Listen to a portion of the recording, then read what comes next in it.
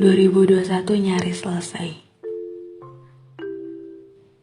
Sebenarnya agak kaget karena ternyata tahun ini berhasil dilewati. Karena kalau diingat-ingat waktu yang udah lewat kemarin, banyak hari berat yang terjadi sampai aku gak yakin bisa survive dari segala hal mengejutkan di tahun ini. Terlalu banyak kejutan yang membingungkan. Ada banyak perpisahan sampai-sampai kita bingung bagaimana cara memproses sebuah duka kembali. Memproses duka lagi di tahun ini.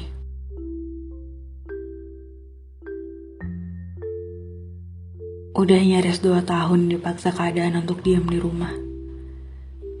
Ngabisin waktu yang sangat panjang di sebuah bangunan yang disusun dengan kata rumah. Padahal ya, nggak semua rumah punya kehangatan. Ada yang punya tendensi tinggi sedingin laut malam, sampai-sampai selimut tebal nggak bisa menghalau kicauan yang datang dari berbagai sudut rumah. Dan ya, 2021 memaksa kita untuk menerima segala hal yang nggak menyenangkan. Kita dipaksa untuk berhenti meracau tentang betapa rumah nggak menyenangkan karena kita nggak punya pilihan lain. Banyak bagian gak seru di tahun ini. Banyak juga rutukan yang sudah disebut saking lelahnya. Di beberapa bagian, tahun ini ngasih beberapa hal baru di hidupku. Kayak, aku jadi punya coping stress baru. Biasanya jalan keluar selalu jadi pilihan buat ngatasin stres sesaat. Dan tahun ini punya banyak alasan untuk melarang manusia keluar. Kayak PPKM yang ada sampai berjilid-jilid. Akhirnya lama-kelamaan, diem di rumah jauh lebih menyenangkan dibanding keluar ketemu orang-orang. Gara-gara ini juga, akhirnya beberapa dari kita mulai nyoba hal-hal baru. Ada yang mulai berkebun, kayak ayah dan ibuku. Karena katanya, lihat tanaman bisa bikin tenang. Ada juga yang mulai belajar saham. Mungkin kamu salah satunya. Tahun ini, saham, investasi, dan emas jadi highlight besar di kalangan masyarakat. Ya, di beberapa titik, tahun ini ngasih beberapa hal baru yang mungkin sebelumnya belum kita temui. Tahun ini juga banyak berita yang gak menyenangkan.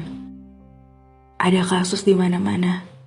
Rasanya bumi udah bukan menjadi tempat yang aman untuk ditinggali. Katanya, gak boleh keluar malam-malam, rawan begal. Atau, jangan pakai pakaian kayak gitu, nanti mengundang orang-orang untuk terjadi hal yang enggak-enggak. Seram, kejahatan seperti hadir di mana-mana. Bagian paling lucunya, di beberapa berita yang membuat reaksi orang-orang, masih ada aja yang nitik beratin ke korban. Katanya, korban yang mestinya begini, mesti begitu. Semua salah korban. Ironis ya. Banyak yang terjadi sampai-sampai kita bingung bagaimana harus bereaksi dengan itu semua. Perubahan yang paling kerasa di tahun ini tuh, kemampuan sosialku kayak menguap gak tahu kemana. Aku jadi bingung gimana harus berinteraksi dengan manusia seutuhnya. Karena biasanya ngobrol via teks atau video call.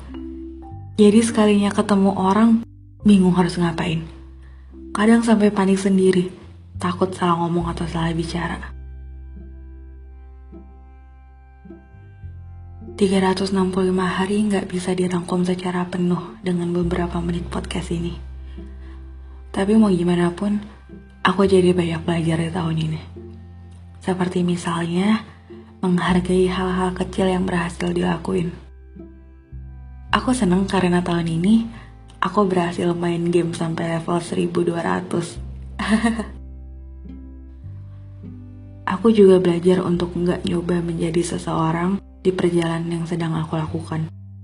Ya, walaupun belum sepenuhnya bisa, tapi beberapa bagian dari diriku berhasil untuk paham kalau aku bisa bikin sesuatu yang baru versi diriku sendiri. Menjadi versi terbaik dari diriku sendiri. Mungkin tahun ini kita sudah sering menyambut kehilangan. Mungkin tahun ini memaksa kita menjadi apatis dan hilang dari permukaan lingkup sosial. Bahkan kadang, aku sering kepikiran kayak, aku di 10 tahun yang lalu bakal kaget gak ya kalau aku kasih tahu kehidupan di tahun 2021 itu berubah total dari kehidupan biasanya. Kayak titik balik yang ngajak kita untuk terus-menerus lari. Nggak peduli kalau kita nggak dapatin rasa aman dan nyaman di pelarian yang sedang kita lakuin. Karena ada banyak banget hal yang terjadi di luar kuasa kita. Rencana-rencana yang gagal itu bukan kesalahan manusia, bukan salah kita. Planning ini itu yang nggak berhasil dilakuin juga bukan kesalahan kita. Nggak apa-apa kalau ternyata jalan di tahun ini sedikit lebih pelan daripada biasanya.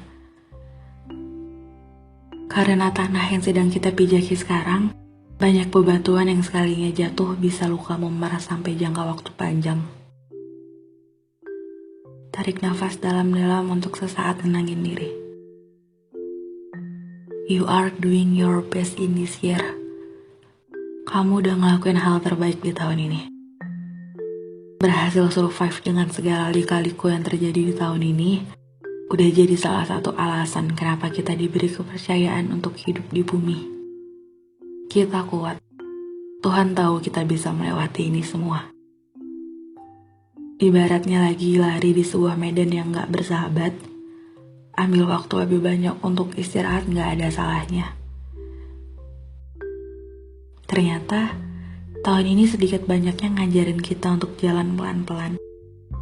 Untuk menggandeng sebentar rasa sedih, duka, amarah, dan banyak hal yang terjadi. Terima kasih sudah berhasil melalui tahun ini. Tahun depan, kita berjuang lagi ya. Bareng-bareng.